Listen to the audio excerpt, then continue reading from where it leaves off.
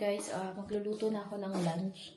Medyo hapon na dito, 3. Hindi ako nakapagluto ng maayos kasi, hindi ako nakapagluto ng maaga kanina kasi nga nag-garden kami. And kumain din ako. So, ngayon pa lang ako magluluto. Tsaka hindi pa naman ako gasyadong gutom. Pero iniisip ko kasi nga si Ella sa channel. Si Ella nga ang iniisip ko. Baka nagugutom na siya kaya kahit ayoko pa sana kumain. Magluluto ako kahit kaunti. Luluto ko lang yung natira ko nung nakaraan. Kasi sayang naman dito sa UK. Pag hindi mo kinakain yung mga tira-tira mong pagkain, sayang. Tapos medyo may kamahalan din kasi pagbili ng bili. Kaya yun na lang muna yung lulutuin ko at kakainin ko mag-isa. So ayan, bali ang kakainin ko lang itong konting natirang kanin nung nakaraan. Tsaka ito itong melon. So yun lang mahirap guys. Pag solo ka, nakakatamad magluto, ganyan. Nakakatamad kumain. Kaya parang walang gana. Yan. Nakakatamad kumain. Kailangan ko pa rin kumain. Dahil ako nga ay buntis. So ayan. So lang talaga yan sa kainin ko.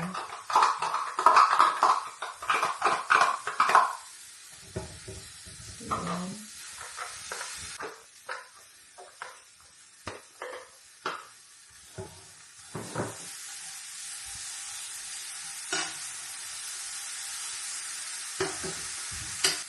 Mukha sang chowpan. Pero adobo talaga to na ilagyan ko ng konting patatas. Hindi nila. Tumawas lang ako. So, ito melon na natira. Pero lang ang kainin. Kasama ko na. Sabi ko sa asawa ko, yung mga ganito na fruits, mga balat, doon na lang namin itapon sa plant box para ito yung makatulong na maging maganda yung lupa. Hindi na bumibili ng compost. Ang mahal din kasi guys dito ng mga gardening materials. Katulad ng mga compost, ganyan. Gugutom na ata ang aking dinadala.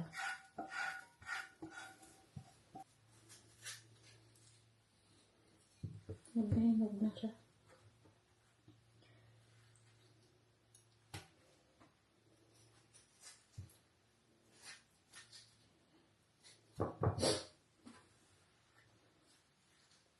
Kayo din ba guys, wala kayong gana kumain pag nagsusolo lang kayo? Parang nakakatamad kumain, no? Parang nakakawala ng gana. Kaya yata hindi gano'n masyadong nakakaramdam ng gutom. Pero pag nandito yung asawa ko, talagang pag off, kain talaga kami. Sabay. Tulad kahapon. Kahapon kasi ay check up ko sa midwife. Kinuhanan ako ng dugo para sa laboratories. Tsaka urine. Kaya, napansin ko guys, pag ako kinukuhanan ng blood sample, specimen dito sa UK, lagi na lang nagpapasa. Siguro dahil sa gamit nila na syringe. Iba kasi yung ginagamit nilang syringe dito kaysa sa atin. So, baka kaya, sabi ko sa asawa ko nga, baka kaya ganun lagi yung aking balaso. Pag kinukuhanan ako ng blood sample. Kasi nga, ganyan. Ang bigat ng kamay, tapos yung syringe na gamit nila, iba. Tapos kung makakuha sila ng dugo, napakadami talaga.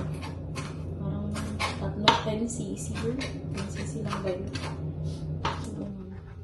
So, hihiwain ko na itong mga balat ng melon. Anong saging. Tapos mamaya ibabao ko sa plant box. Ito na yung tutulong na mag-break yung lupa. Magiging healthy pa yung lupa doon sa plant box namin. Ganito yung ginawa ko.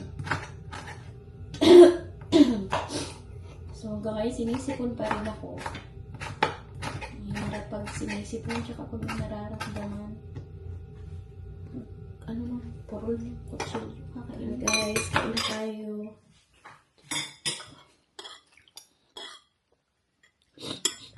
Parang hinahaponan nga guys, ay naisip ko nga na i-transplant na itong kalamansi na to. Medyo nataas na nga kasi yung kanyang mga sanga at masyado na siyang maliit sa paso na kinalalagyan. At kung makikita nyo nga, ay hirap na hirap nga akong magsali ng lupa na to. Hindi pa kasi kami nakakabili ng garden tools. Kaso nga, ay naaawa na ako dito sa kalamansi. Parang feeling ko talaga ay kailangan niya na nga matransplant. Kinuha ko nga rin itong mga kitchen waste sa kusina at sabi ko nga ay lalagyan ko sa ilalim para kahit papano ay magsilbi itong pataba. Meron nga din pala itong mga dahon. Yan yung mga naputol ng asawa ko nung nakaraan dito sa garden. At pagkalipat ko nga, anong sinukat ko sa paso, ay ako nga ay nasiyahan dahil parang saktong-sakto lang sa kanya yung paso. At dahil nga wala pa akong garden tools, kaya naman no choice ako, kaya kinamay ko na lang. Mas mahihirapan kasi ako kung ibubuhos ko yung lupa. Hindi ko matatansya yung dami at saka baka nga masyado itong mapuno. So after ko nga mag-transplant, ay naisip ko naman na ibaon dito yung natira para na rin makatulong na tumaba ang lupa.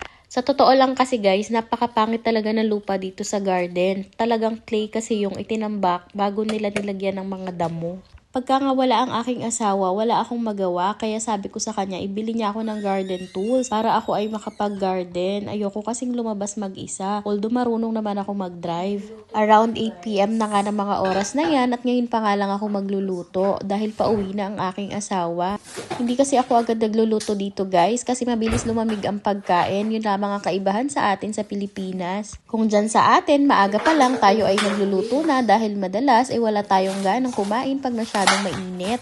Dito naman ay kabaliktaran, nakakawalang ganang kumain pag ang pagkain mo ay malamig na. Inaamoy ko nga yung beef dito kung okay pa ba kasi 2 araw na siya sa fridge although hindi pa naman siya expired. Dito kasi guys, madalas hinahayaan namin ng mga meat sa fridge lalo na kung lulutuin agad. Hindi din kasi siya magandang ilagay sa freezer at matagal nga siyang tunawin. So, dyan nga, parang ifa-fry ko lang siya tapos may sauce ako na gagamitin. Yun daw kasi ang gusto ni Mister. At kailangan nga lutuin ko na ito lahat para hindi masira dahil sayang naman. So, dito nga, tinitignan ko lang kung nagkaroon na siya ng discoloration pero okay pa naman.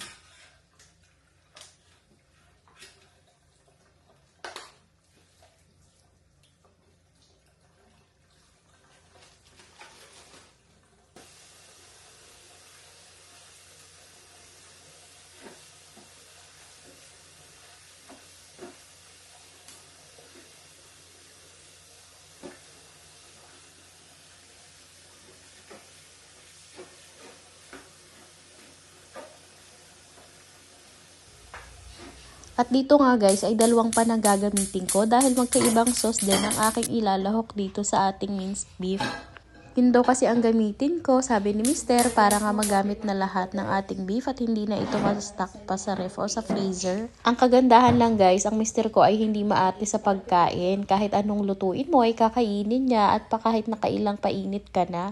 At pagkainit nga ng pan, ay hindi ko to nilagyan ng kahit na anong onion o garlic. Hinayaan ko lang uminit yung mantika, saka parang finray ko yung beef. At nang problema pa nga ako sa pagbukas ng jar na yan. Akala ko ay hindi ko mabubuksan. Pero naalala ko nga sabi ng lola ko, pag ganyan kahigpit, itapat lamang sa apoy. Totoo nga ito guys, kaya naman pag nahihirapan kayo, ay tapat nyo lamang sa apoy at maya-maya ay madali nyo nang mabubuksan. Pagpasensyahan nyo na nga guys kung medyo maingay aking background kasi nga yung exhaust fan ay bukas dito. Para nga hindi mangamoy ang buong bahay. Napakasimple nga lang nito lulutuin ko guys. Kaya yan inaluhalo ko lamang ito para magpantay yung pagka-fry niya. Medyo nainip pa nga ako ng bahagya dahil ang tagal mawala nung tubig at saka ang tagal maprito. So bale itong sauce nga na una nilagay ko, ito ay chili. Medyo maanghang pero hindi naman siya ganun talaga kaanghang. Bale pinaghiwalay ko talaga sila kasi yung isa nga ay iba din ang sauce. Ito nga ay bolognese. After ko nga mailagay ang sauce guys, hinayaan ko na lang yan na kumulo ng kumulo hanggang sa maluto.